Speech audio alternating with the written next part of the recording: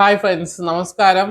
ഇന്നലെ അൻവറിന്റെ പൊതുസമ്മേളനം നിലമ്പൂര് നടന്നായിരുന്നു. വലിയ ആളുകളായിരുന്നു, എന്താ പറയാ, വലിയ ജനാബലി വന്നു. അതില് ലീഗുകാരുണ്ടായിരുന്നു, CPM-കാരുണ്ടായിരുന്നു, അല്ലെ കമ്മ്യൂണിസ്റ്റ് അനുഭാവികളുണ്ടായിരുന്നു.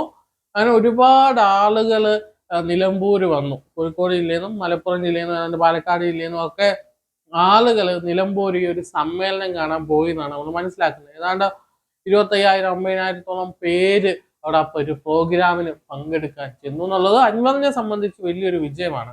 പക്ഷെ അതൊരു വെല്ലുവിളിയുമാണ്. കാരണം ഇപ്പൊ MV രാഘവൻ പാർട്ടി വിട്ടു പോയപ്പോഴും, അതുപോലെ തന്നെ KR ഗൗരിയമ്മ പാർട്ടി വിട്ടു പോയപ്പോഴും, KR ഗൗരിയമ്മയൊക്കെ പാർട്ടി വിട്ടു പോയിട്ട് കരുനാപ്പള്ളിയിൽ വലിയ സമ്മേളനം നടത്തി. ഇതിലും വലിയ ആളുകൾ വന്നു. അന്ന് SNDP-യുടെ പിന്തുണയൊക്കെ ആദ്യമായിട്ട് KR ഗൗരിയമ്മയ്ക്ക് ഉണ്ടായിരുന്നു. പക്ഷെ MV രാഘവനാണെങ്കിലും ഗൗരിയമ്മയൊക്കെ ആണെങ്കിലും അവര് അവസാന കാലഘട്ടത്തിലാണ് ഇത്രയൊരു നിലപാടെടുത്തത്. അൻവറിനെ സംബന്ധിച്ച് അൻവർ കുറച്ചുകൂടി ചെറുപ്പമാണ്.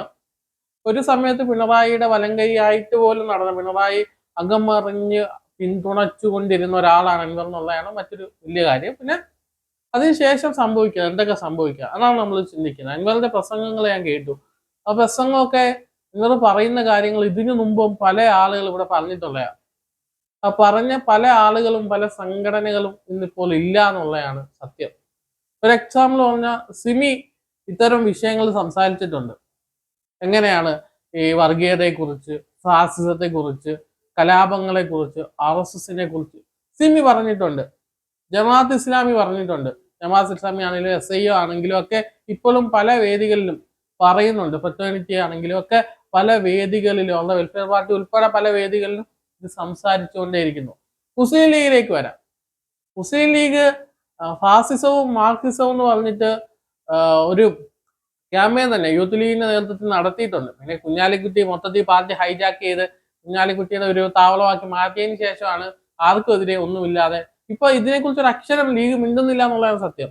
അതിനുശേഷം STP നടത്തിയിട്ടുണ്ട്. STP ഒരുപാട് പ്രക്ഷോഭങ്ങൾ ഈ ഒരു വിഷയത്തിൽ നടത്തിയിട്ടുണ്ട്.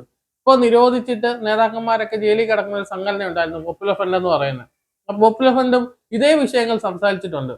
അപ്പോൾ സംസാരിച്ചിട്ടുള്ള ആളുകളൊക്കെ നിശബ്ദമായി പോയിട്ടുള്ള ഒരു കാലഘട്ടത്തിലാണ് അൻവർ ഈ ഒരു വിഷയം ഏറ്റെടുക്കുന്നത്, അല്ലെ? അൻവർ നമസ്കാരത്തെക്കുറിച്ച്, വിശ്വാസത്തെക്കുറിച്ചൊക്കെ പറഞ്ഞു. അപ്പോൾ വിശ്വാസപരമായിട്ട് തന്നെ ഞാൻ ഈ ഒരു വിഷയത്തെ സംബന്ധിക്കുകയാണ്.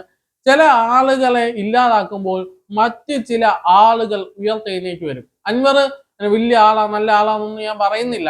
പക്ഷെ ഇവിടെ എന്താ സംഭവിച്ചത്? പോപ്പുലർ ഫ്രണ്ടിനെ നിരോധിക്കുന്നു. RSS വിരുദ്ധ മുദ്രാവാക്യങ്ങളുമായിട്ടൊക്കെ ബന്ധപ്പെട്ടു, രാജ്യസുരക്ഷയായിട്ടൊക്കെ ബന്ധപ്പെട്ട് പോപ്പുലർ ഫ്രണ്ടിനെ നിരോധിക്കുന്നു. പോപ്പുലർ ഫ്രണ്ട് വിളിച്ചു പറഞ്ഞ അതേ കാര്യങ്ങൾ മറ്റൊരു തലത്തിൽ, മറ്റൊരു രീതിയിൽ അൻവറിലൂടെ പുറത്തു വന്നുകൊണ്ടേയിരിക്കുന്നു. നമ്മൾ ചിന്തിച്ചു നോക്കുക, ഒരു പ്രസ്ഥാനം ഇവിടെ അസ്തമിക്കുമ്പോൾ മറ്റൊന്ന് ഉദയം കൊള്ളുന്നു. അൻവർ SDPയും പോപ്പുലർ ഫ്രണ്ടിനെയൊക്കെ അകമറിഞ്ഞ്, അല്ലെങ്കിൽ അകമറിഞ്ഞ് വിശ്വസിക്കാത്തയും വിമർശിക്കുന്നയാളാണ്. അകമറിഞ്ഞ് വിമർശിക്കുന്ന ഒരാളാണ്. എങ്ങനെയാണെങ്കിലും അവരെയൊക്കെ ഒച്ചയ്ക്ക് ഇങ്ങനെ പറഞ്ഞുകൊണ്ടേ ഇരിക്കുന്ന ഒരാളായിരുന്നു. അപ്പൊ അവര് പറഞ്ഞത് മറ്റൊരു രീതിയിൽ, അല്ലെങ്കിൽ മറ്റൊരു ഭാഷയിൽ പറയുകയാണ്. ഇന്നലെ അവിടെ സ്വാഗതം പറഞ്ഞത് CPM-ന്റെ മുന്നിൽ ലോക്കൽ സെക്രട്ടറി ആയിരുന്നു. അദ്ദേഹം ഏരിയ കമ്മിറ്റി അംഗമൊക്കെ ആയിരുന്നു.